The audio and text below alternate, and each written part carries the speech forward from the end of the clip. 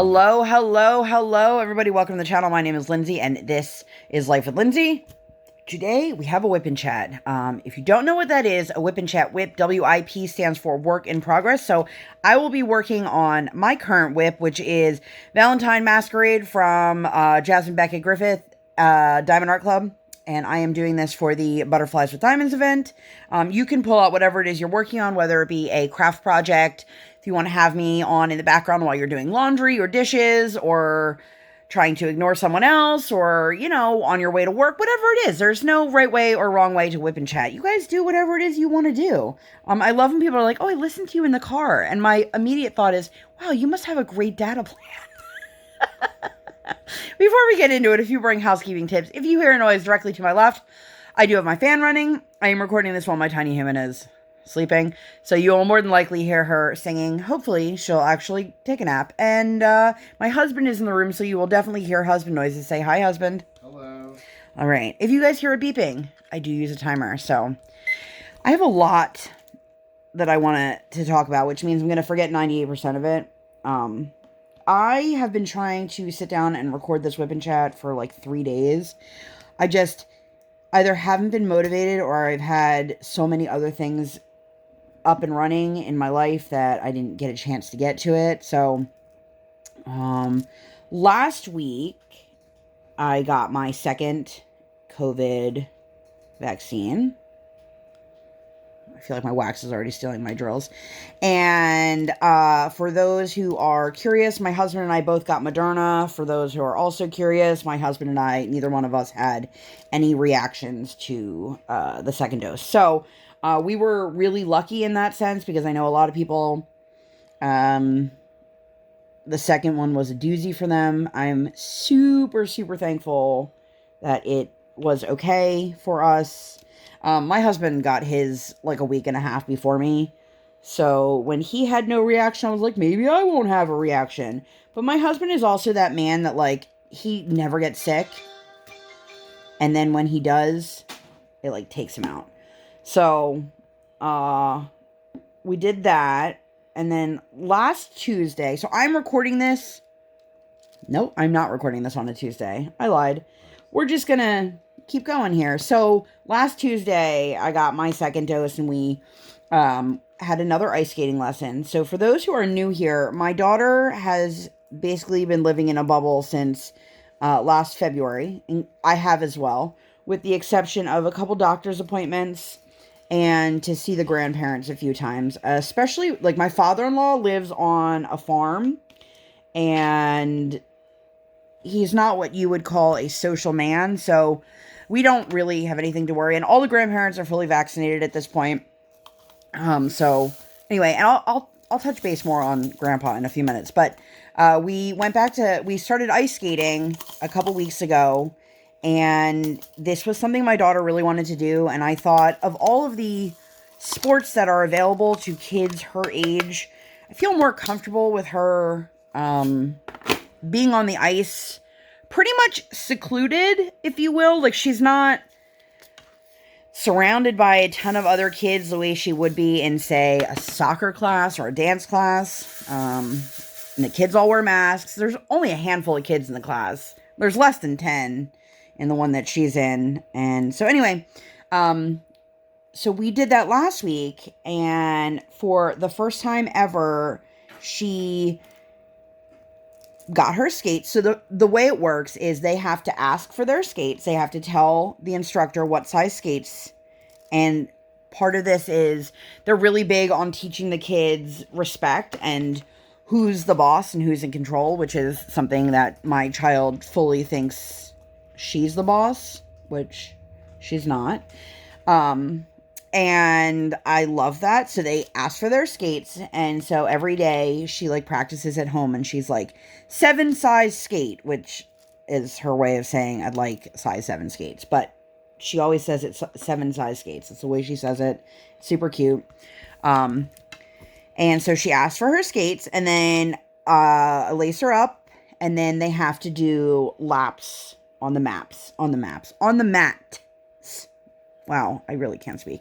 And that's really just a way to encourage them for their balance and their coordination and stuff. Because if they can do it on the mats, then they can go onto the ice. And then they have to ask for permission to go on the ice. So the way it works is the first like 15 minutes of the class and the last 15 minutes of the class are just free skate. They could do kind of whatever they want. And then the half hour-ish in the middle is lessons. So it's broken into 2 groups out of sheer necessity. And the one group, which is the one my daughter's in, even though she's never really in it, is for the kids who are just starting out, who are still in the, we're going to scurry across the ice, and like, they're supposed to be marching, but, you know, they just kind of scurry across it because they don't know how to fully skate yet. And then you have a group of kids who they've been doing this for a significant amount of time, and like they can actually skate and stop and, you know, start doing some of the things. So last week we went, and my daughter like literally was like, okay, bye, and went right onto the ice. Didn't even hesitate. Now, I think the difference between last week and the previous weeks is that she had been wearing leggings during all of her sessions. And if you've ever worn leggings, unless you're wearing like fleece line leggings, they're not the warmest. They're okay, but they're certainly not going to protect you from getting wet.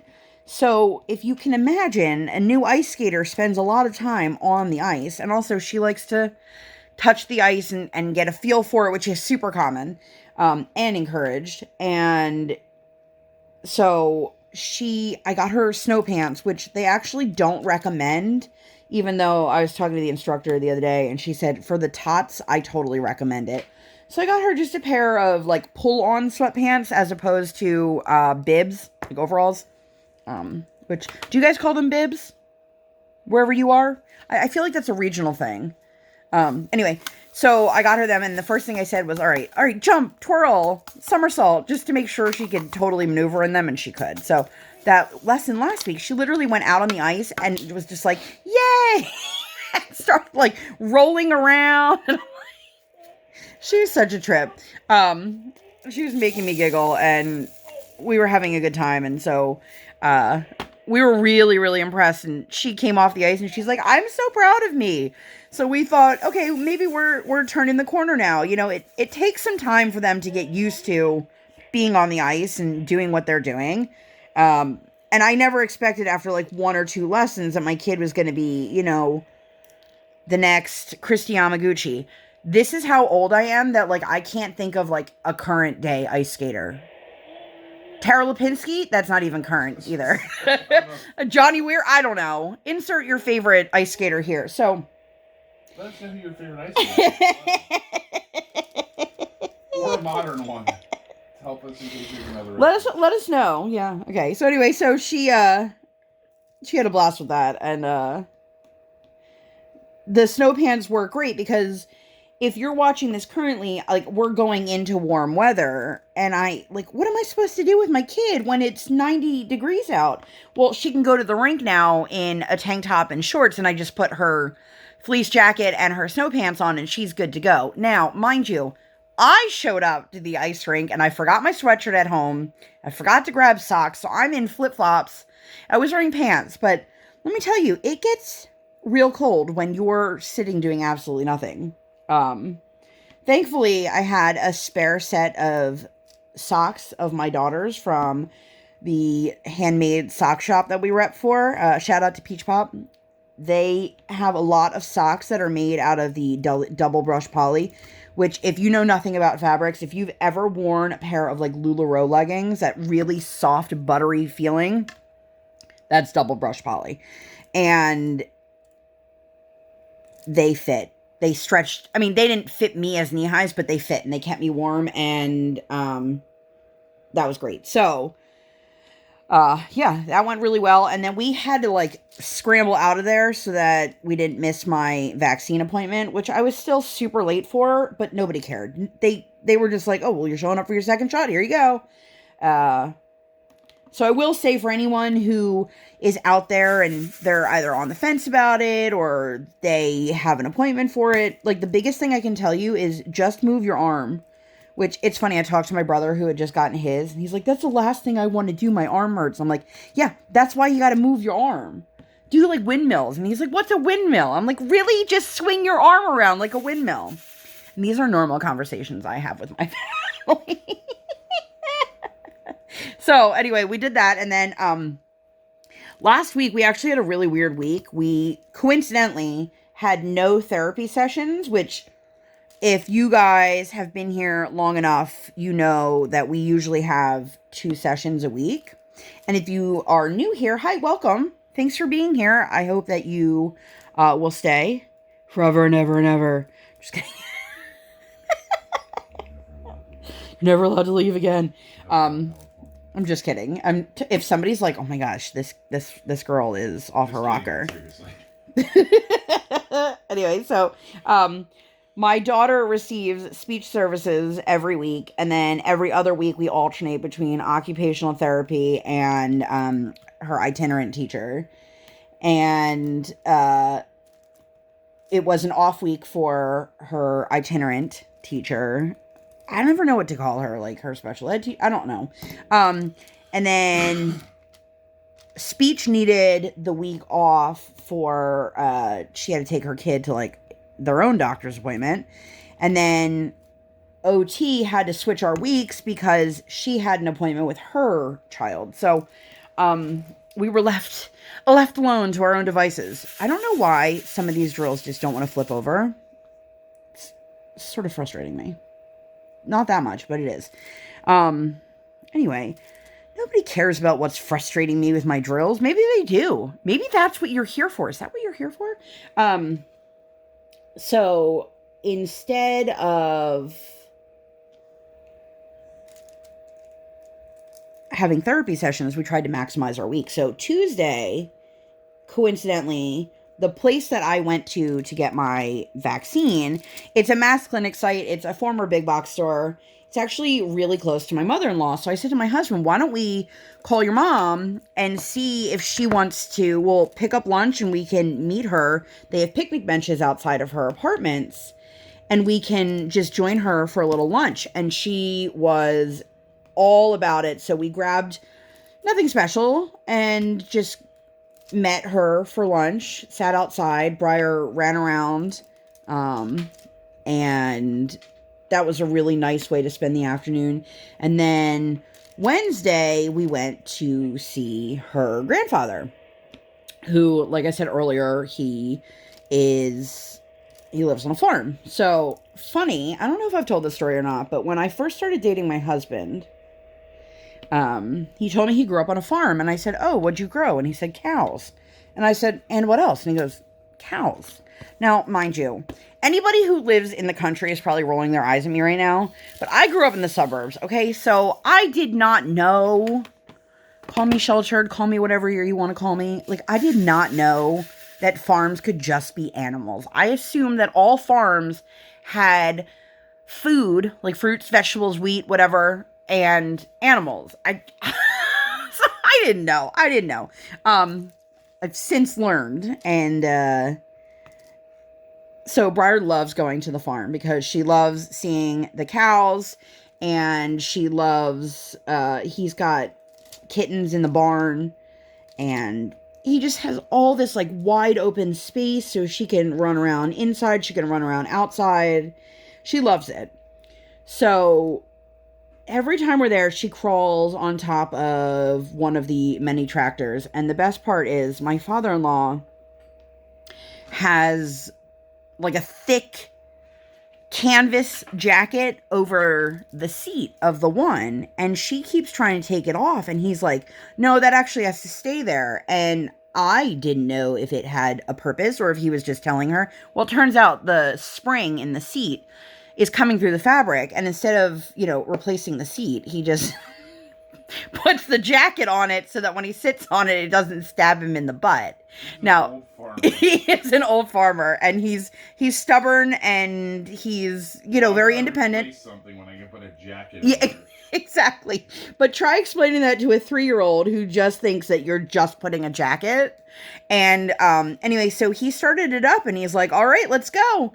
And so they went out for a ride. They were in the field, and the day before he had a new calf born. And he said it was actually the smallest calf he's had. And so because of the size of the calves, they can actually get under the fences and get out, but the mom can't get them because she's who's trying to keep the fence is trying to keep in.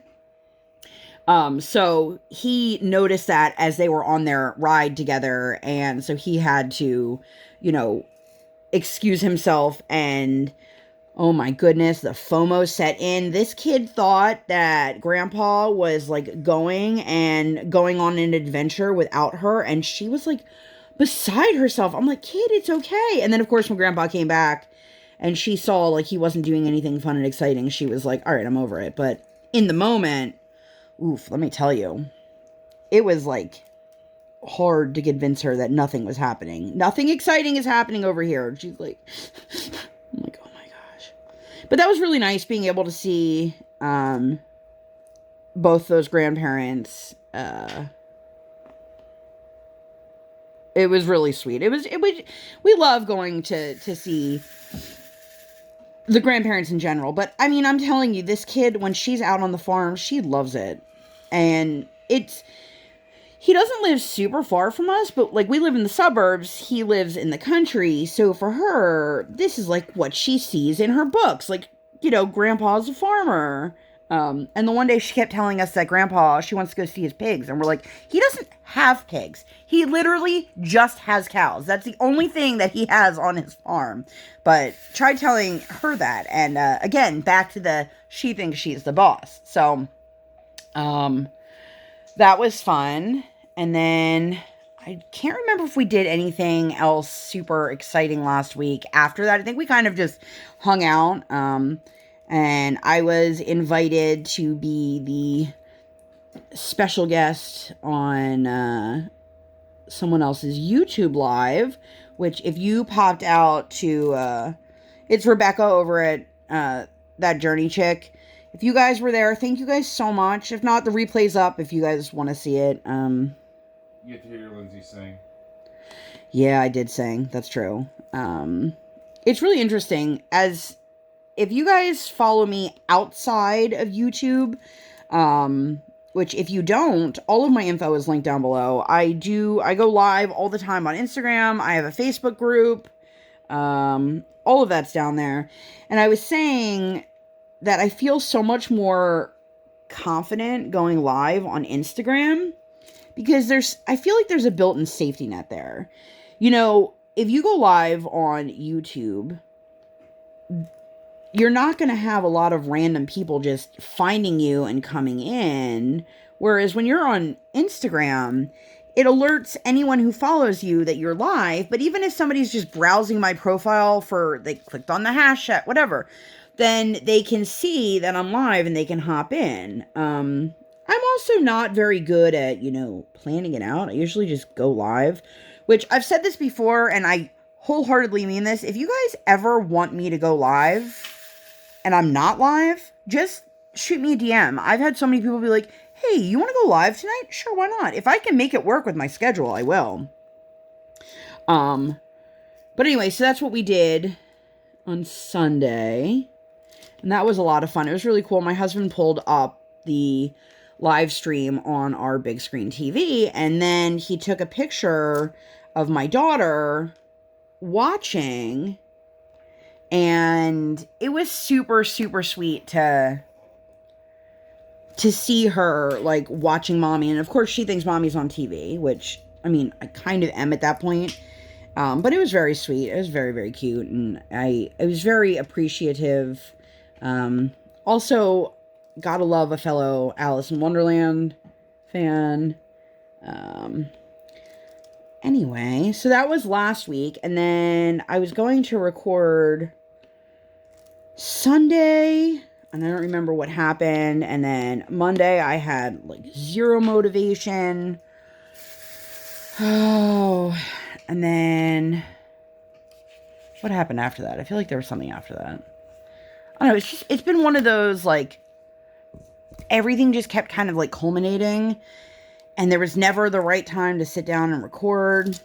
So then fast forward to this week, which like I wanted this video to be recorded and up like 2 days ago. So if you're wondering why there hasn't been a new video in a while, it's because I just haven't had the chance to sit down, or I did and I just wasn't motivated.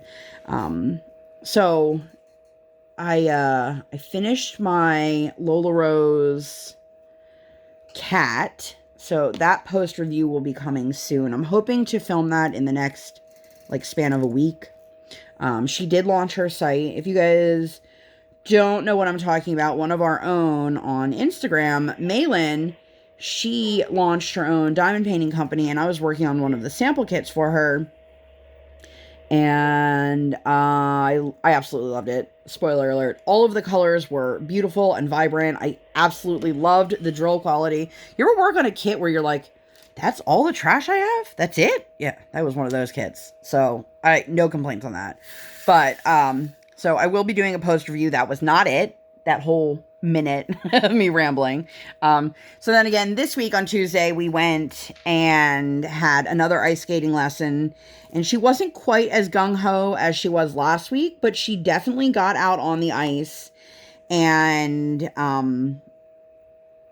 she kept getting on the ice, and then if you've ever been to an ice rink, so they open up like where one of the glass panels is, they open up the door there, and then you go onto the ice, and then like for hockey games they close that and then they sit at the benches, but for the lessons here they keep it open. So you would see her go out on the ice, and then you'd see her like crawling back over the threshold. You know, like the girl from The Ring, just like creeping and crawling. We're like, Briar, get back out on the ice. And she's like, I don't want to.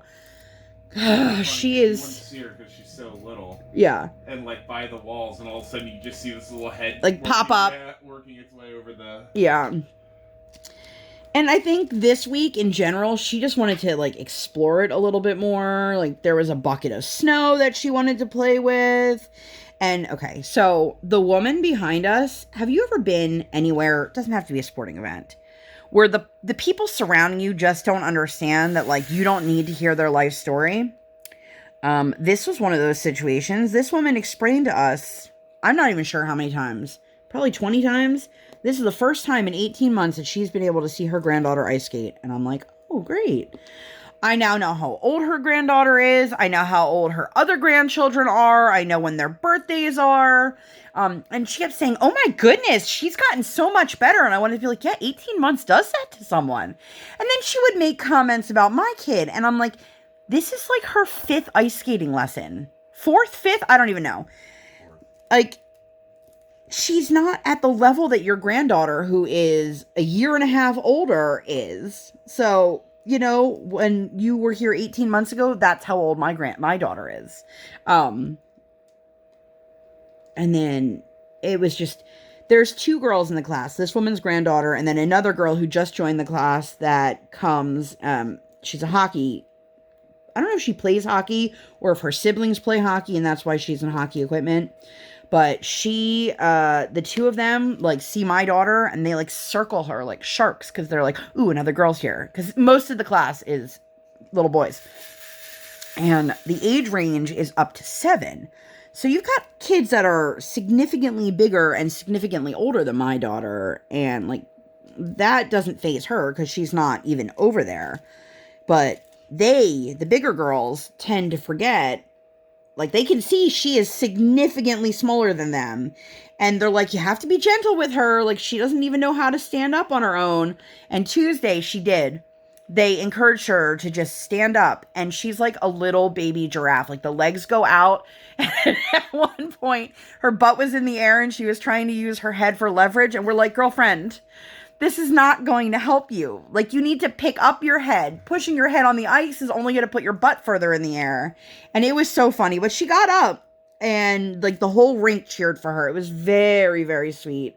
And she was so proud of herself. And that's one of the things that I know I've expressed here, that sometimes I feel like maybe we're pushing her too much because she gets really upset.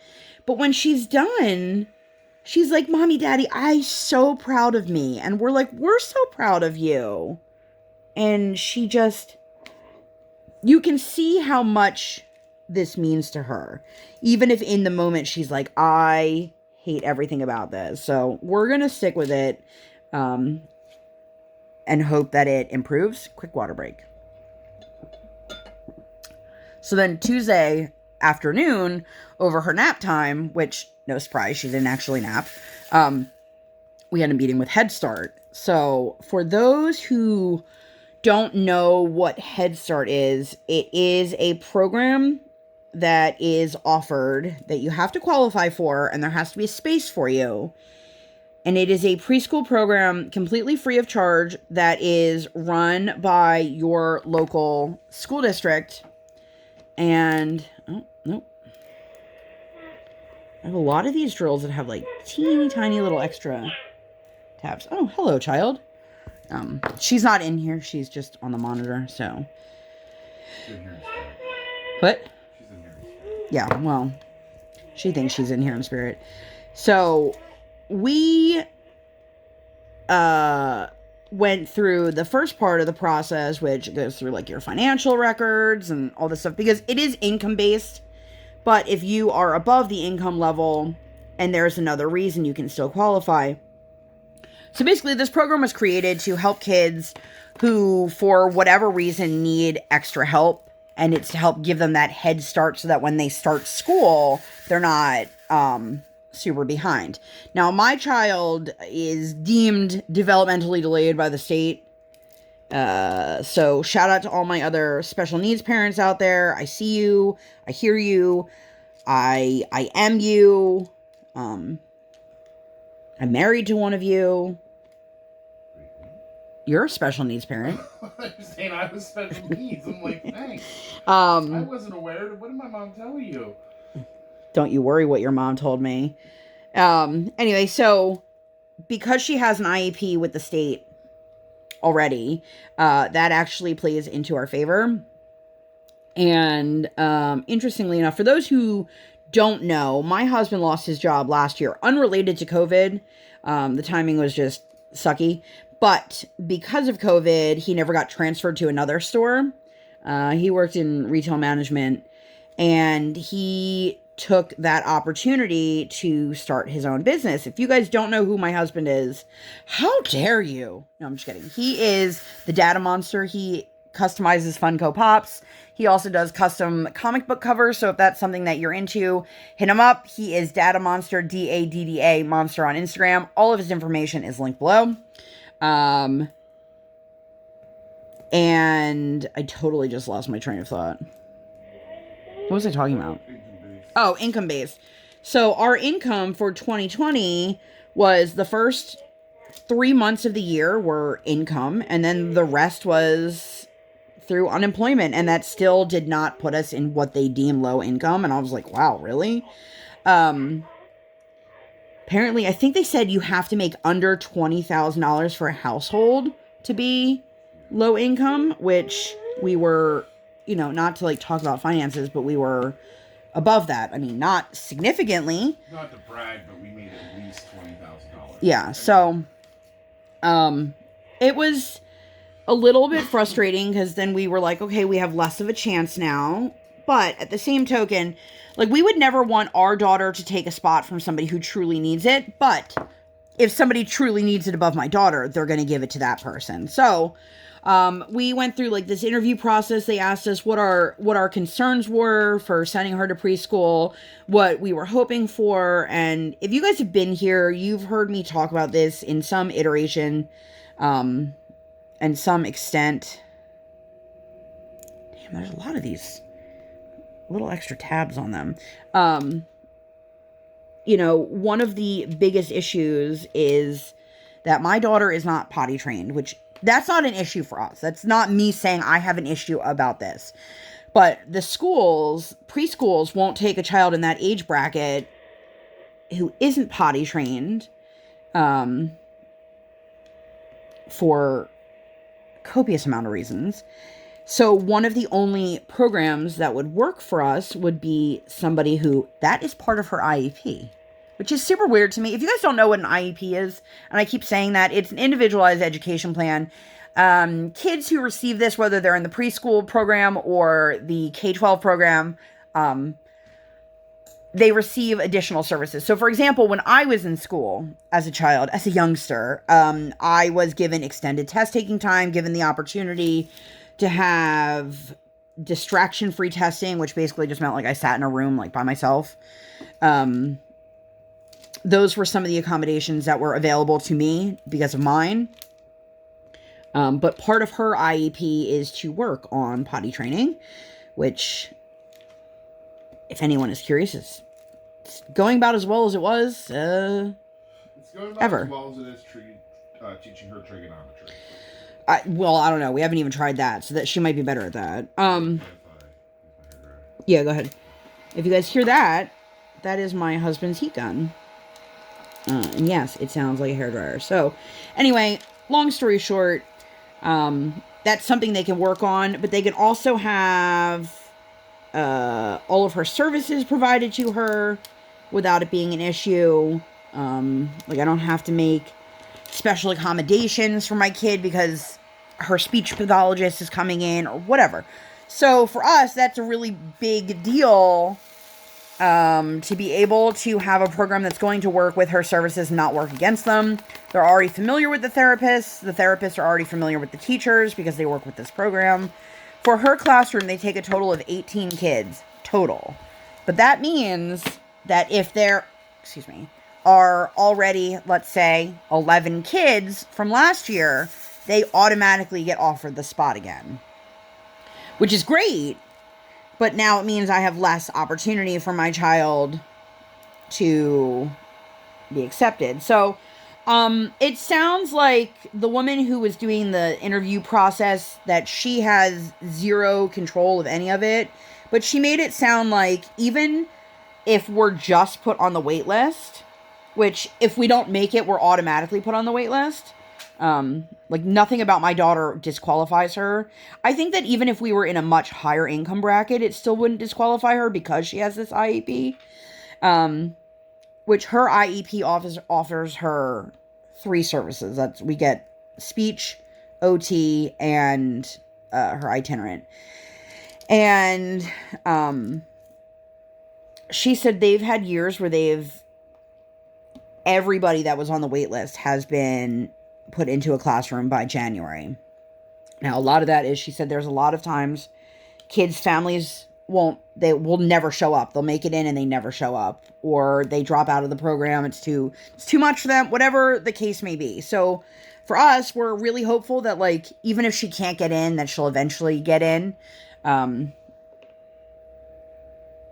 But like I said, it's just hopeful. We really have nothing to go off of to say that this is, something that would be accurate. But I think that went pretty well, but it went much longer than I think anybody was anticipating. So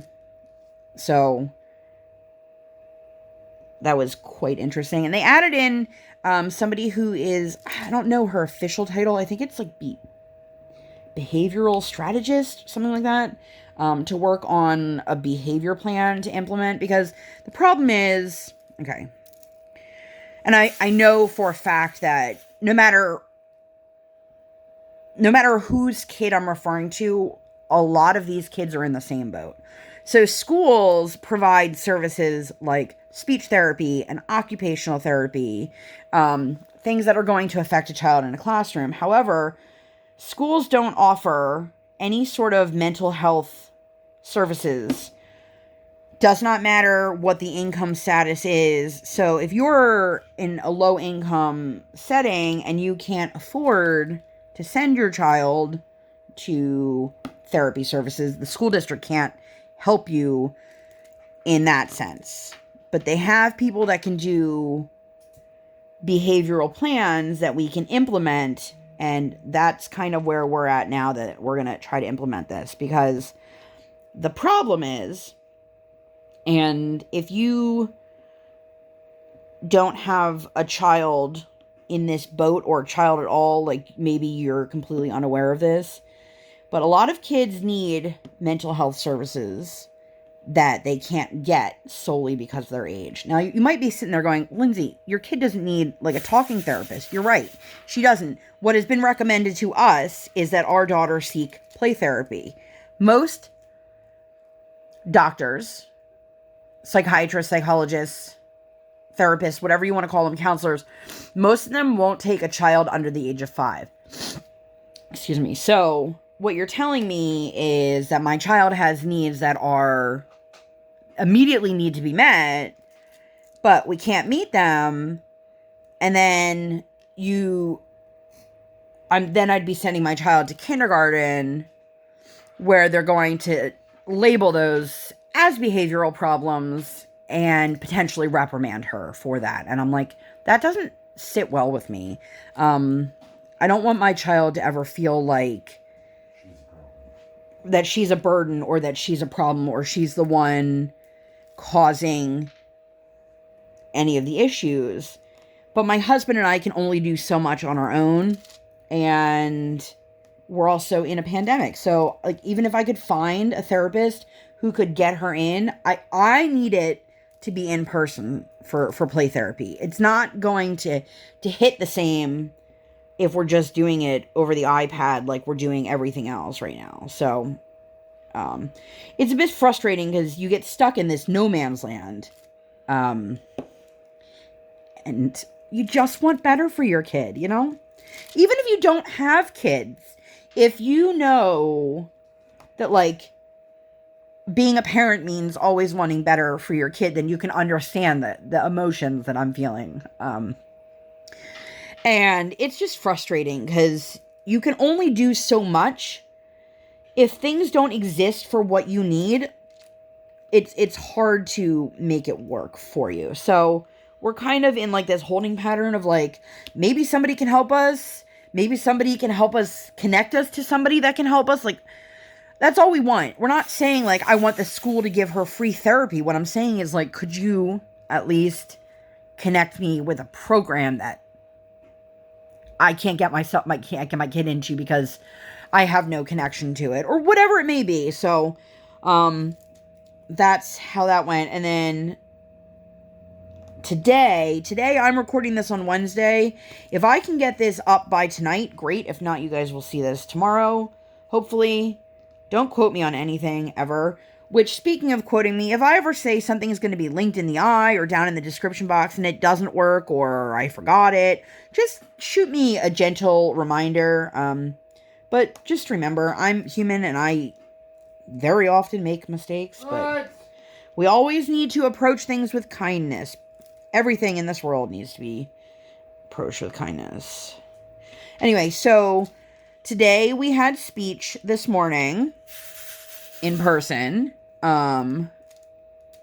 which we're going through a nice battle right now of my kid doesn't want to eat breakfast and then will immediately afterwards tell you that she's hungry. And then when you say, okay, well, you can go eat your breakfast, she doesn't want breakfast. And every kid on the planet I know is like this, where they don't have room for a meal, but they have all the room in the world for sweets and snacks and things like that. So I know this is not like, oh my goodness, my kid's the only one dealing with this. But let me tell you, it is frustrating and the power struggle is real because she's like, I'm the boss. No.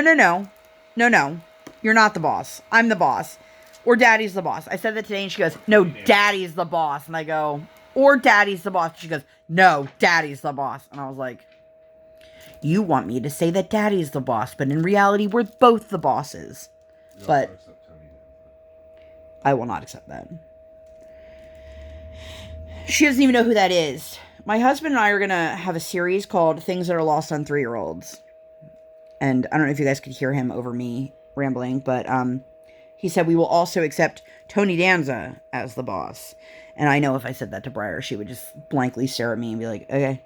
Cool story. Yeah, right? She said that to my husband today. She's like, cool story, bro. And he's like, that you're not using it properly. She's such a parrot, too. It's driving me crazy. Like, the other day, she's like, falcon. And I'm like, ooh. She wasn't talking about the bird. She was trying to say the F word. And I'm like, I didn't acknowledge it. And I didn't tell her, like, oh my God, that's so wrong. she'd said something else one day, and I let her know, like, I'm sorry, mommy and daddy say that, and we shouldn't say that anymore, and we're just not going to say that anymore. And she just looked at me, and I was like, I curse like a sailor, you guys. I curse in front of my kid, which, go ahead, leave your judgments. I'm not proud of it, but I'm human, but the thing is, I've also never, like, scolded her for, like, repeating what I say, because I can't get mad at her if I'm saying it. She doesn't know any better. She doesn't know the difference. So, we're doing our best as parents to, like, tone it down a little bit, but sometimes things happen in the heat of the moment.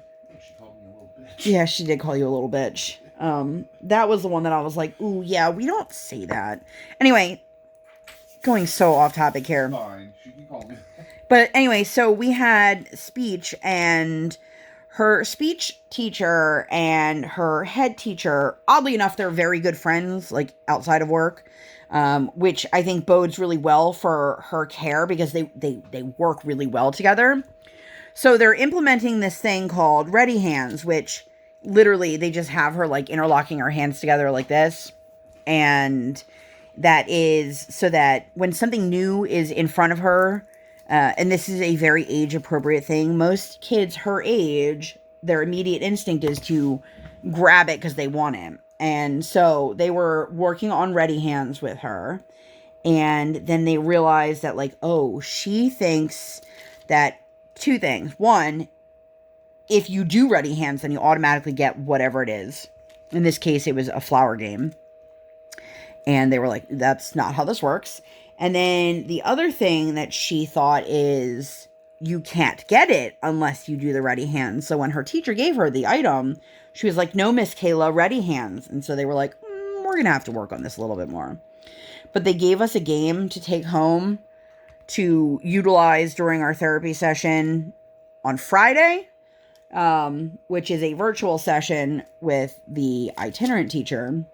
And I know if you guys are probably so bored of hearing about, like, my kids' therapy, but I swear this is what my life is like. It's, even though I've been home for so long, my entire world is consumed by therapies and services and things like that for my kid, even before the pandemic. So, just bear with me.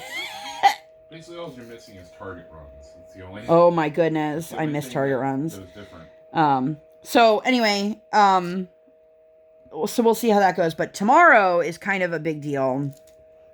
My daughter has a GI appointment. Now, our GI doctor was previously affiliated with a different hospital, and they shut down the entire office.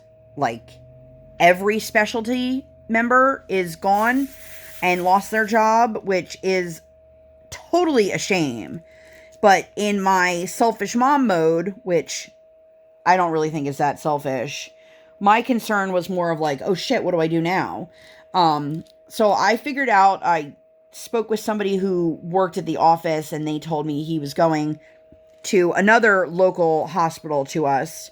And so I called over there and I made an appointment, and I think we're one of his first, I think he started this week.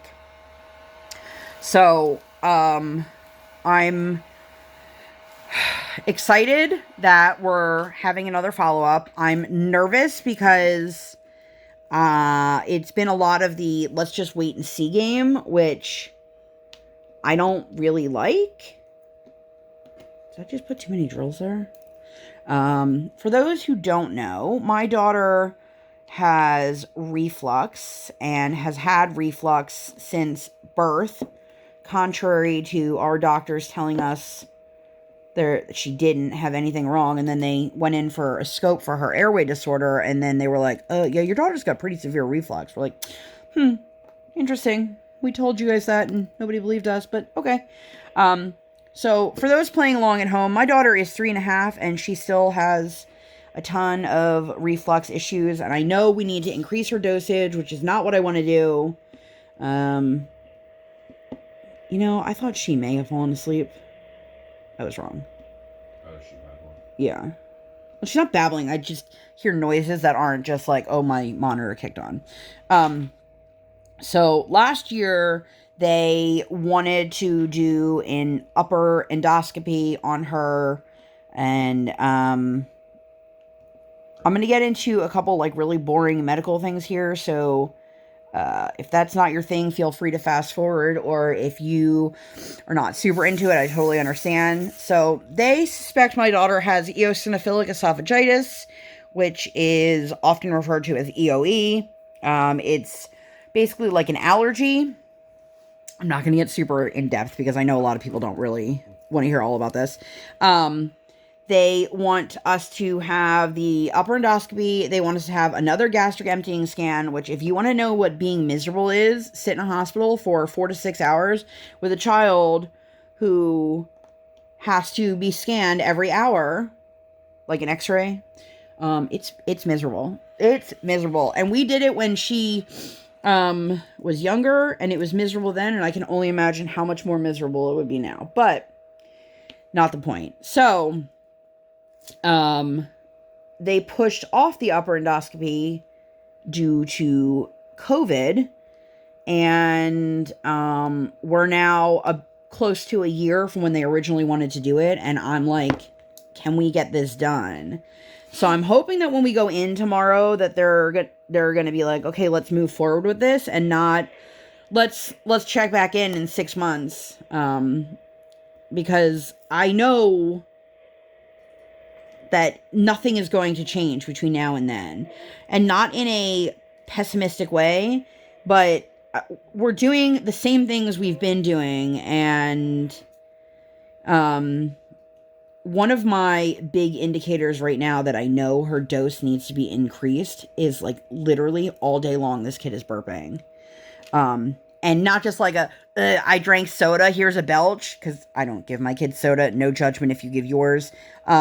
But it's more of like, ooh, something just came up with that. And every time she burps, I'm like, are you okay? And she's always looking at me like, yeah? Like she doesn't know if she should be or not. So I just want to get to the bottom of this. I want to know what's going on. I want to know what more we can do. Is there a physical reason why my daughter is still refluxing the way she is? Is there like an anatomical, I guess, reason for it? Is something else going on? Is there something else underlying that we're not taking care of? Like, whatever it is, I want to know, and I want to move forward so that my child isn't constantly medicated and in pain. And, you know, I just want her to be a kid. Since my kid was 3 months old, she's been on medication. And I don't love that. Even though I know it helps. I don't love the long-term effects of the things she's taking. I don't love the fight that comes with it's time to take your medicine. I don't love the fight with the insurance to cover the medicine because the adult version of it's available over the counter. My kid's still a kid. She can't swallow a pill at 3. Which that's a fun conversation not to be had right now. But let me tell you, people who work for insurance companies need to take things into consideration, because like I remember at one point they're like, well, why don't you just give her the one that's over the counter? And I'm like, because the dosage isn't meant for a child who weighs 18 pounds. This is when she was littler. She weighs like 6 more pounds or 8 more pounds than that now. But this is one of those battles that I have fought to find a good GI doctor. Now that I have a good GI doctor, I want to make sure that we're just taking the steps to like actually better my kid's life, and not just keep saying, well, let's wait till next time. Let's wait till next time. So it's frustrating. It's incredibly frustrating. And, you know, I know I'm not the only person in this boat. Like, I know that, but it doesn't make it any less lonely on this island when you're fighting. And it's interesting because I'm a huge proponent of being an advocate for yours and your children's health. And I'm far better at advocating for the services that she needs and things like that, than I am with a lot of the medical stuff, because I've been written off so many times of like, you don't know what you're talking about. There's nothing wrong with your child. Your child doesn't need X, Y, and Z. And then turning out, oh, hey, she was right. Her kid does need this, or her kid does have a diagnosis, or whatever it may be. So my husband and I have no idea if my child has outgrown her airway disorder. There's days where I'm like, she definitely has. And then there's other days that I'm like, there's no way. We don't have an answer because our ENT was terrible. And I would do anything in my power not to go back to my local children's hospital for that, because she was terrible. But the other ENT that I would be considering, they won't even look at your child until all of their medical records are transferred in, and they have to like dissect everything and see if it's worth taking you on. And I'm like, I just want a second opinion at this point. Like I don't need anything special. I just want to know if my kid still has it or not. So, I'm hoping my audio doesn't trail because I'm like leaning far to the left here to get this. Anyone else like painstakingly make sure the ones on the edges are nice and straight? I mean, I'm sure I'm not the only one, but you don't care? Okay. So, I don't know. I'm just, I don't want to go in with like a negative mindset, but I also am ready to put like my mama fighting gloves on. And like I said, I really like our GI doctor, but I don't know, because he's in a new place, if he's going to be like, well, let's just reevaluate. And I'm like, so for those who are curious as to why they keep pushing it off, it's my understanding, because again, I'm not the doctor. So they need us to get my daughter off of her medication to do the test. And they don't need to, but they won't be able to see the extent of the damage, done by the acid in her esophagus, if she's still on it. And the problem is, when we've taken our daughter off the medication before, or when we've attempted to take her off the medication, when we've tried weaning her, she stops eating and she drops weight. So one of the things is they wanted to just basically fatten her up as much as possible, so that when she inevitably loses weight, because it's not a matter of if, it's a matter of how much, not even when, that it doesn't put her in a dangerous category. For those who don't know, my daughter is and has always been drastically underweight. Like bottom of the weight charts if she's even on it. So for us, that's one of those things of like, well, this sucks, but we can't let that control everything.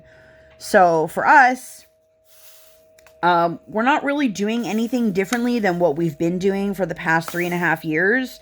We know every trick of the trade to fatten her up. She saw a nutritionist for 2 years. We used to add whole fat everything. Drizzle butter, drizzle olive oil, drizzle this oil, drizzle that. Giving her empty anything to just help her put on the weight. Anything. Well, the problem is, didn't help her put on weight. Sure helped us put on weight, which neither one of us needed it in the first place, but here we are, you know.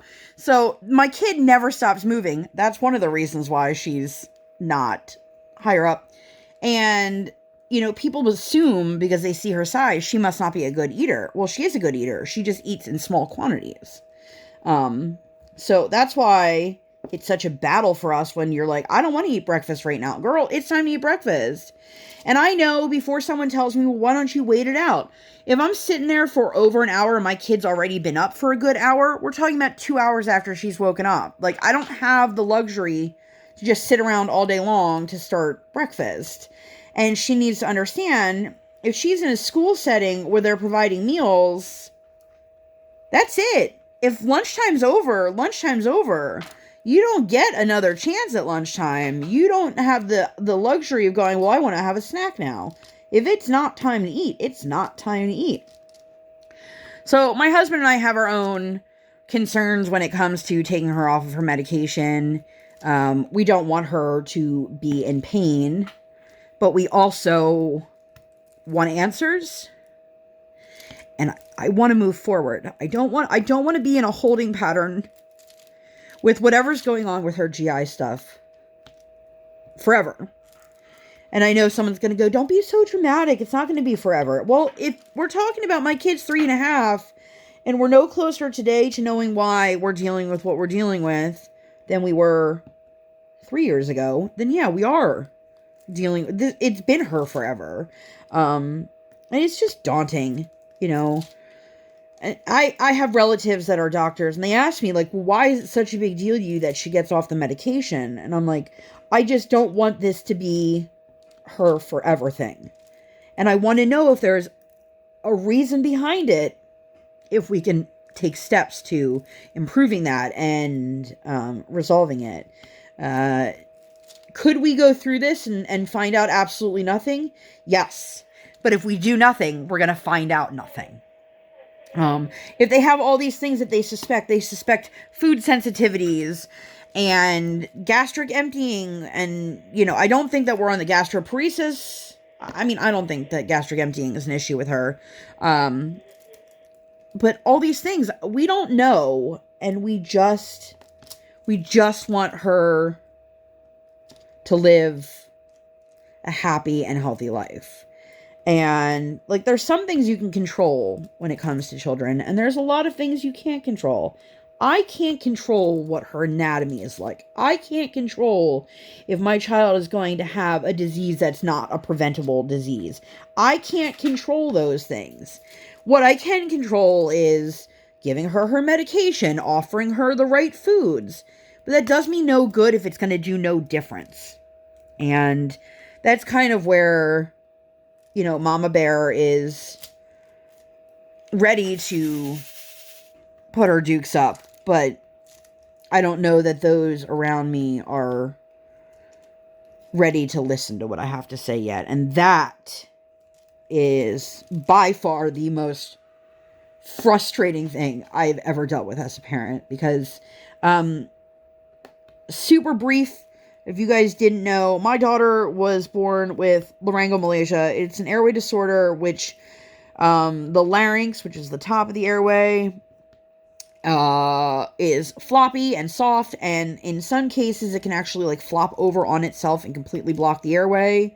And it took 3 months and an emergency room visit for anyone to listen to me that there was something wrong with my kid. So, you know, I may not have a doctorate in anything, but I'm around my kid every single day, and I know something's not right here, and I just want to resolve it. Or take steps to resolving it. And those steps can't be, well, come back in 6 months and let's see if anything's any better. Because it hasn't gotten better yet. So, I feel like I've probably hit the hour mark. Oh, I'm close to it. So, I am going to end this here, I guess. We got a decent chunk done. Anyone else just love the feeling of, like, the square drills when they're snapped in place? Yeah, me too.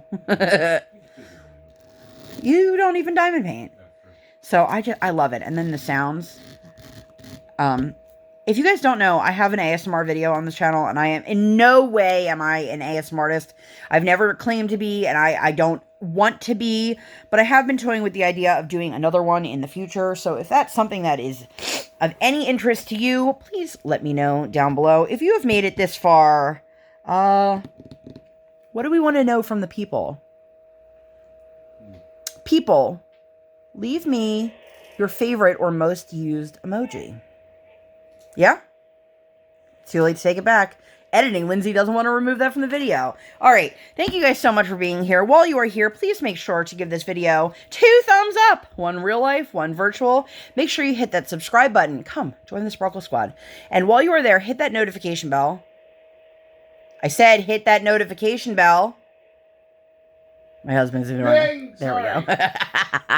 So that you don't miss any time I upload a video. I do not operate on any sort of schedule. I operate on toddler standard time. I record while she is sleeping, or like today, sleeping. I do the best with what I've got, and I hope that it is good enough for the people. So, thank you guys so much for being here, and I will see you in my next one.